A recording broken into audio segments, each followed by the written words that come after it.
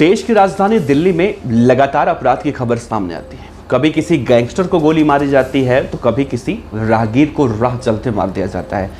Jail में gang war की खबर तो आम बात से हो गई है, लेकिन जिनके ऊपर दिल्ली और दिल्ली के लोगों की सुरक्षा की जिम्मेदारी है, उन पर जब जिम्मेदारी निभाने की बात आती है तो वो लोग मोदी और एलजी के ऊपर सब ठीकरा फोड़ देते हैं और राज करने की जब बारी आती है तो अपने आप को दिल्ली का पूरा मालिक कहते हैं। वैसे तो आप समझ गए होंगे कि हम किसकी बात कर रहे हैं, वही जो अपने आप को राजा हरिश्चंद्र से भी ज़्यादा ईमानदार बताते हैं और दूसरों के सिर पर जिम्मेदारी का ठीकरा फोड़ देते हैं। अरविंद केजरीवाल जो दिल्ली के मुख्यमंत्री हैं।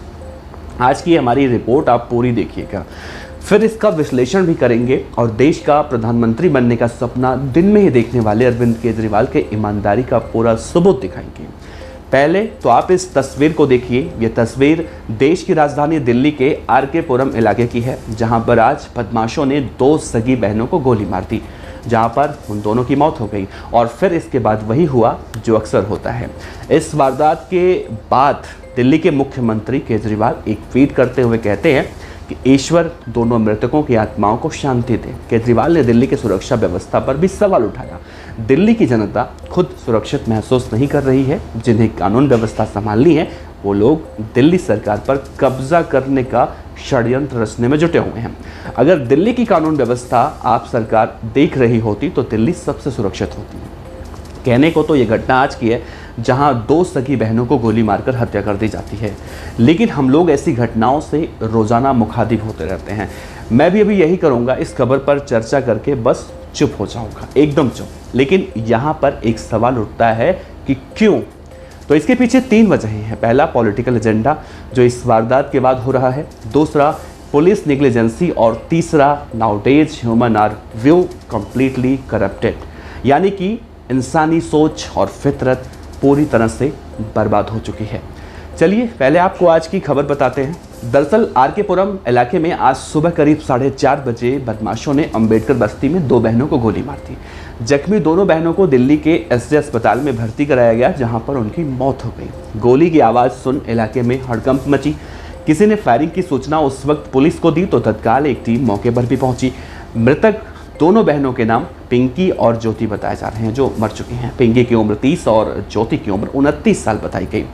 कहा तो ये भी जा रहा है कि पैसों के विवाद में दोनों बहनों की हत्या हुई है। कहा तो ये भी जा रहा है कि बदमाशों से ज्योति और पिंकी के भाई ने करीब 15,000 रुपये उधार लिए थे और इसी पैसों को बदमाश सुबह लेने आए थे। ज्योति और पिंकी की भाभी ने कहा कि बदमाशों ने घर के दरवाजे को कई बार धक्का दिया, लेकिन दरवाज़ा किसी ने नहीं खोला। इसके बाद बदमाश दोबारा सुबह 4:30 बजे आए, फिर दरवाज़ा खटखटाया।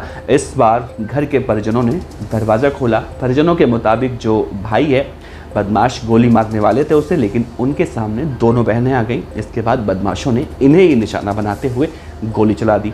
गोली बहनों को लगी और दोनों ज़मीन पर गिर गईं, जबकि उनका इलाज अस्पताल में कराने के लिए ले जाया गया, जहां पर उनकी मौत हो गई। अब बात आती है कि दिल्ली की सुरक्षा की। तो दिल्ली के मुख्यमंत्री अरविंद केजरीवाल का आप वो बयान सुनिए जब वो मुख्यमंत्री नहीं थे, संघर्ष कर रहे थे, तो इसी मीडिया के सामने कहते थे शीला दीक्षित हमेशा दिल्ली पुलिस पर आरोप लगाती हैं, एलजी पर आरोप लगाती हैं, मैं होता तो सब ठीक कर देता। वही केजरीवाल अब मुख्यमंत्री बनने के बाद कहते हैं मोदी और एलजी काम नहीं करने दे रहे हैं। इसका क्या मतलब है भाई? सोशल मीडिया का ज़माना है, नहीं तो आम जनता अपनी राय नहीं रख पाती। केजरीवाल के इस झूठ पर लोग अपनी प्रतिक्रिया पे दे रहे हैं।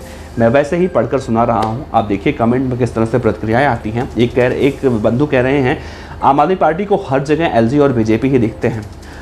साथ में कुछ अपमानजनक शब्दों का इस्तेमाल किया गया है, लेकिन कहा गया है जिम्मेदारियां आपकी भी बनती हैं या फिर घोटाले आप करते रहिएगा। भ्रष्टाचार के लिए सीएम बने हो क्या? तो वहीं एक यूजर ने लिखा है कि केजरीवाल को झूठा बताया गया है और कहा कि तरह तरह की बातें कही गई हैं और धर्म की राजनीति या फिर राजनीति करने का आरोप लगाया गया है। एक यूजर ने ये लिखा है तो फिर सीएम की कुर्सी आप छोड़ क्यों नहीं देते, इस्तीफा दे दीजिए। अरविंद केजरीवाल के झूठ को जनता अब समझ चुकी है और ऐसा नहीं है कि अरविंद केजरीवाल इससे पहले जब दिल्ली के सुरक्षा की बात आती है तो अरविंद केजरीवाल हमेशा से आगे आते हैं और इसी तरह से कहते हैं कि अगर दिल्ली की पुलिस हमारे हाथ में होती, दिल्ली की सुरक्षा हमारे हाथ में होती तो हम बहुत सब कुछ बदल देते, पूरी दिल्ली यूँ बदल जाती, जैसे दिल्ली के स्कूलों को बदल दिया गया है। खैर एक बार अगर फिर से हम सुनाने की कोशिश करें या फिर वो वीडियो जो हमने आपको दिखाया है, जो एक टीवी चैनल से बातचीत करते हुए मुख्यमंत्री, अब के मुख्यमंत्री, तब तो कुछ नहीं थे, उन्होंने बड़े ही शालीनता से उस पत्रकार के बंधु के सामने उन्होंने अपनी बातें रखी थी। उन्होंने शीला के ऊपर, जो शीला दीक्षित हैं उनके ऊपर कई तरह से आरोप लगाए थे। लेकिन आज अरविंद केजरीवाल वही सब कुछ कर रहे हैं जो शीला दीक्षित कर रही थी। यानी अरविंद केजरीवाल के हिसाब से अगर शीला दीक्षित अच्छा काम नहीं कर रही थी तो अरविंद केजरीवाल कौन सा अच्छा काम कर रहे हैं।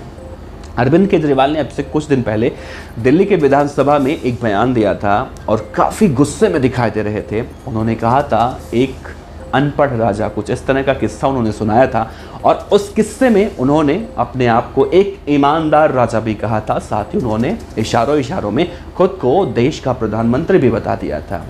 अब आप अंदाज़ा लगाइए, अरविंद केजरीवाल जी पहले तो दिल्ली के मुख्यमंत्री बनना चाहते थे, लेकिन जब मुख्यमंत्री बनने का सपना उनका पूरा हो गया तो अब देश का प्रधानमंत्री बनना चाहते हैं।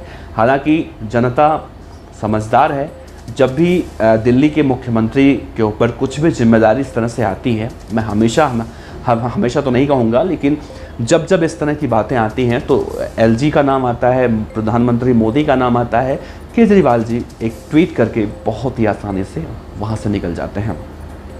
ये सिर्फ केजरीवाल की बात नहीं है, ये सिर्फ आम आदमी पार्टी की बात नहीं है, बल्कि बीजेपी हो, कांग्रेस हो या फिर जितनी भी सरकारें रही हों, सबके अंदर यही बदलाव अचानक से जो होता है वही देखने को मिलता है। आज जो लोग विपक्ष में बैठे हैं वो लोग सरकार की खिलाफत करते हैं, बगावत करते हैं, उन्हें मार्शल से उठवाकर बाहर फेंकवा दिया जाता है। लेकिन वही लोग जब इस कुर्सी पर आते हैं, तो अरविंद केजरीवाल ने ही इस कुर्सी का किस्सा सुनाया था एक बार। मैं अगर सुनाने की कोशिश करूं तो देखिएगा, अरविंद केजरीवाल उस वक्त कुछ नहीं थे, अन्ना हजारे के साथ रामलीला मैदान में बैठकर एक तरह से संघर्ष कह सकते हैं, संघर्ष कर रहे थे कुर्सी के लिए। और उन्होंने कहा था सब कुछ गड़बड़ जो है वो इस कुर्सी में है, जो भी इस कुर्सी पर बैठता है वो ही करप्ट हो जाता है। तो शायद अरविंद केजरीवाल अपने लिए वो बातें कहे थे और आज जब सोशल मीडिया पर ये बयान निकलकर सामने आता है तो लोग तरह तरह की बातें करते हैं। वैसे आपको इस पूरे मामले में क्या कुछ समझ में आया, नीचे कमेंट बॉक्स में ज़रूर बताइएगा और इस वीडियो के बारे में अपनी राय दीजिएगा। इस वीडियो को शेयर कर सकते हैं अगर आपको अच्छा लगा हो तो। मिलते हैं कल एक और रिपोर्ट के साथ। नमस्कार। खबर अच्छी लगी हो तो लाइक कीजिए, सब्सक्राइब कीजिए, साथ ही बेल आइकन का बटन दबाइए पीडीएफ न्यूज की खबरें सबसे पहले देखने के लिए।